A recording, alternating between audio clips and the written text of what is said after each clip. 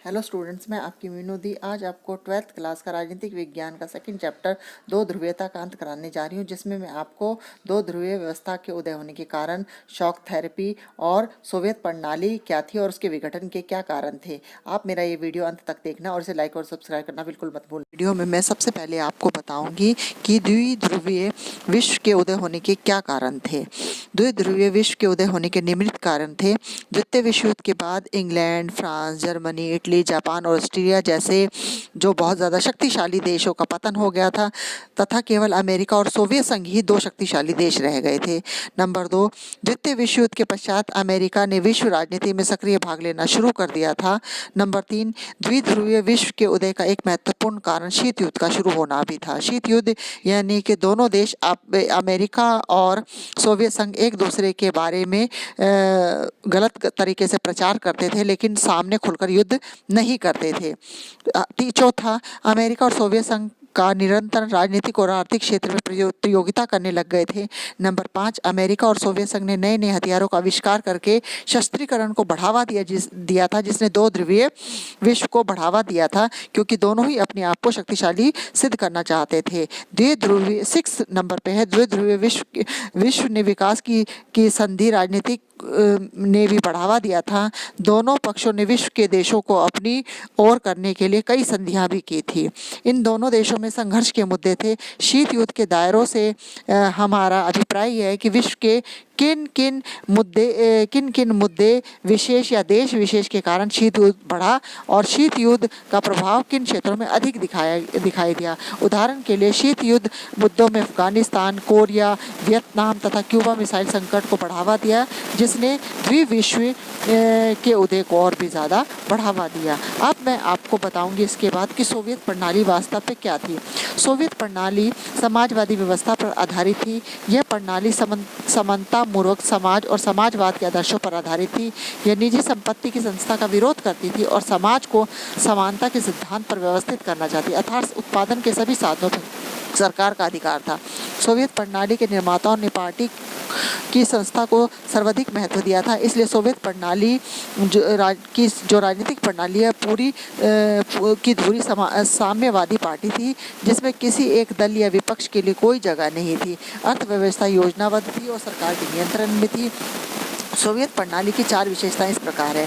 Number 1, Soviet जो प्रणाली थी वो की राजनीतिक प्रणाली समाजवादी व्यवस्था पर आधारित थी। सोवियत प्रणाली आदर्शों और समानतावादी समाज पर बल देती थी। नंबर 3, सोवियत प्रणाली पूंजीवाद एवं मुक्त व्यापार के विरुद्ध थी और सोवियत प्रणाली में कम्युनिस्ट पार्टी को अधिक महत्व दिया जाता था, लेकिन ये प्रणाली देश के विकास के लिए पूरी तरह से लागू नहीं थी। सोवियत संघ के नेता मिखाइल गोर्बाचोव निम्नलिखित कारणों से सोवियत संघ में सुधार करने के लिए बाध्य हुए, क्योंकि सोवियत संघ में धीरे धीरे नौकरशाही का प्रभाव पड़ता जा रहा था और पूरी व्यवस्था नौकरशाही के शिकंजे में फैलती चली गई। इसलिए सोवियत प्रणाली सत्तावादी हो गई थी और लोगों का जीवन कठिन हो गया था। नंबर 2, सोवियत व्यवस्था में लोकतंत्र एवं विचार के अभिव्यक्ति को स्वतंत्रता नहीं मिल रही थी और उसमें सुधार की आवश्यकता थी। नंबर 3, सोवियत संघ में एक दल साम्यवादी दल का प्रभुत्व था। वह दल किसी के प्रति उत्तरदायित्व नहीं था। यद्यपि सोवियत संघ में 15 गणराज्य शामिल थे, परंतु सबका प्रभुत्व जो था उस पर रूस का था। वहाँ सब प्रकार के महत्वपूर्ण निर्णय रूस द्वारा लिए जाते थे। इसमें बाकी के गणराज्य स्वयं को द्रवित और अपमानित महसूस करते थे। नंबर 4, सोवियत संघ ने समय समय पर आधुनिक और खतरनाक हथियार बनाकर अमेरिका की बराबरी करी, परंतु धीरे धीरे उसे इसकी बहुत बड़ी कीमत चुकानी पड़ी, क्योंकि हथियारों पर अधिक खर्चा करने पर बुनियादी सुविधाओं को पूरी तरह से पीछे छोड़ दिया था, जिससे लोग काफ़ी परेशान थे। नंबर 5, सोवियत संघ राजनीतिक और आर्थिक तौर पर अपने नागरिकों के समय पूरी तरह से सफल नहीं हो पाया था। नंबर 6, 1979 में अफगानिस्तान में सैनिक हस्तक्षेप के कारण सोवियत संघ की अर्थव्यवस्था और भी कमज़ोर हो गई थी और सोवियत संघ में निर्यात कम हो गया था, आयात बढ़ गया था। नंबर 7, उपभोक्ताओं को उपभोक्ता वस्तुओं की कमी हो गई थी और पूरी अर्थव्यवस्था लड़खड़ाने लगी थी और इसी अर्थव्यवस्था के लड़खड़ाने के कारण सोवियत संघ का विघटन हो गया। तो सोवियत संघ के विघटन का कारण बहुत ज़्यादा वहाँ की जो नीतियाँ थी वो थी। तो सोवियत संघ के विघटन के क्या कारण थे? नंबर 1, सोवियत संघ राजनीतिक और आर्थिक रूप से कमज़ोर हो गया था, उपभोक्ता वस्तुओं की शामिल हो गई थी, लोगों को ज़रूरी सामान भी नहीं मिल पाता था, इसलिए नागरिकों में असंतोष फैल गया था। नंबर 2, सोवियत संघ के लोग मिखाइल गोर्बाचोव के सुधारों को धीमी गति से संतुष्ट नहीं थे। नंबर 3, सोवियत संघ में कम्युनिस्ट पार्टी का शासन लगभग 70 सालों तक चला, परंतु वहाँ किसी के प्रति भी कोई जवाबदेह नहीं था। इसी कारण सोवियत संघ के नागरिक इस पार्टी से छुटकारा पाना चाहते थे। सोवियत संघ ने समय समय पर आधुनिक परमाणु हथियार बनाकर अमेरिका की बराबरी तो कर ली, लेकिन उसकी कीमत ये चुकानी पड़ी कि और खर्चों को वो पूरी तरह से नकार गया था। लोगों की भलाई का काम वो बिल्कुल भी भूल गया और वो तकनीकी क्षेत्र में पिछड़ता गया। नंबर 5, सोवियत संघ राजनीतिक और आर्थिक तौर पर अपने नागरिकों के समक्ष भी पूरी तरह से सफल नहीं हो पाया था। असल में सोवियत संघ जनता के प्रति उत्तरदायी था, लेकिन वो जनता के प्रति उत्तरदायी ना हो सका। और नंबर 6, 1979 में अफगानिस्तान के सैनिक हस्तक्षेप के कारण सोवियत संघ की अर्थव्यवस्था और भी कमज़ोर हो गई, जिसके ये कारण जो थे वो सोवियत संघ के विघटन के कारण बने।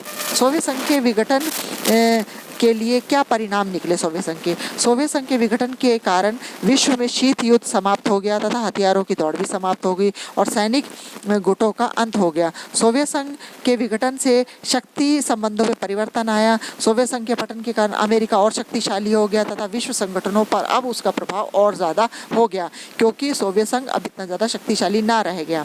और सोवियत संघ के विघटन का प्रमुख कारण ये भी था कि सोवियत संघ से अलग हुए नए गणराज्यों का उदय हुआ। नंबर 4, सोवियत संघ के विघटन के पश्चात जो स्वतंत्र हुए गणराज्यों ने राजनीतिक और आर्थिक सुधार की प्रक्रिया शुरू हो गई। ये गणराज्य समाजवादी व्यवस्था को छोड़कर जिस पूंजीवादी व्यवस्था की उस प्रक्रिया को शॉक थेरेपी कहते हैं, अर्थात आघात पहुंचाकर इलाज कराना। परंतु इस विधि द्वारा किए गए इलाज से इन गणराज्यों को कई प्रकार की समस्याओं का सामना करना पड़ा। शॉक थेरेपी के द्वारा लगभग पूरे क्षेत्र की अर्थव्यवस्था को लाभ की अपेक्षा हानि हुई और रूस के गणराज्य नियंत्रित औद्योगिक ढांचा ढहने लगा। लगभग 90% उद्योगों को निजी कंपनियों के हाथ बेच दिया गया। इसे इतिहास की सबसे बड़ी गराज सेल के नाम से भी जाना जाता है। रूसी मुद्रा रूबल में गिरावट आई और सरकारी रियायतों की समाप्ति के कारण लोगों में और ज़्यादा क्रोध उत्पन्न होने लगे। नंबर 5, सोवियत संघ से अलग हुए कई गणराज्यों ने अनेक कारणों से संघर्ष होने लगे। चेचनिया और दागिस्तान में हिंसात्मक अलगाववादी आंदोलन हुए और ताजिकिस्तान लगभग 10 वर्षों से गृह युद्ध की चपेट में रहा। नंबर 6, मध्य एशियाई गणराज्यों में पेट्रो संसाधनों के होने के कारण वह क्षेत्र विदेशी ताकतों का अखाड़ा बन गया और यूगोस्लाविया भी कई छोटे छोटे टुकड़ों में बट गया। तो इस प्रकार जो सोवियत संघ का विघटन बहुत बड़े परिवर्तन विश्व में लेकर आया। अब मैं आपको बताऊंगी कि सोवियत संघ के विघटन के बाद जिस शॉक थेरेपी को अपनाएगा, उस शॉक थेरेपी का क्या मतलब था। सोवियत संघ के पतन के बाद रूस, पूर्वी यूरोप और मध्य एशिया के देशों में साम्यवाद से पूंजीवाद की ओर संक्रमण के लिए एक मॉडल बनाया जिसे शॉक थेरेपी कहा जाता है, क्योंकि उस साम्यवाद के कारण वहाँ पे बहुत ज़्यादा नुकसान हो रहे थे और अमेरिका तरक्की कर रहा था। तो इसलिए उन्होंने साम्यवाद को छोड़कर पूंजीवादी का रास्ता अपनाया। अर्थात शॉक थेरेपी का मतलब होता है आघात पहुंचाकर उपचार करना कहा जाता है। विश्व बैंक और अंतर्राष्ट्रीय मुद्रा कोष द्वारा इस प्रकार के मॉडल को अपनाया गया। शॉक थेरेपी में निजी स्वामित्व, राज्य की संपदा के निजीकरण और व्यावसायिक स्वामित्व के ढांचे को अपनाकर पूंजीवादी पद्धति से कृषि करना तथा मुक्त व्यापार को बढ़ावा देना शामिल था। वित्तीय खुलेपन तथा मुद्राओं को आपसी परिवर्तनीयता भी महत्वपूर्ण मानी गई, परंतु साम्यवाद से पूंजीवाद की तरह संक्रमण के लिए बेहतर तरीका नहीं था, क्योंकि पूंजीवादी सुधार तुरंत किए जाने की अपेक्षा धीरे धीरे किए जाने से एकदम से भी कोई परिवर्तन किया जाए तो वह लोगों को लाभ पहुंचाने की जगह हानि पहुंचाता है, जिससे फ़ायदा नहीं नुकसान होता है। तो इसलिए जो शॉक थेरेपी का मॉडल अपनाया गया था सोवियत संघ के पतन के बाद, वो भी कारगर सिद्ध नहीं हुआ। तो ये थी मेरी आज की वीडियो। आपको कैसी लगी आप इसे अंत तक देखना और इसे लाइक और सब्सक्राइब करना बिल्कुल मत भूलना। धन्यवाद।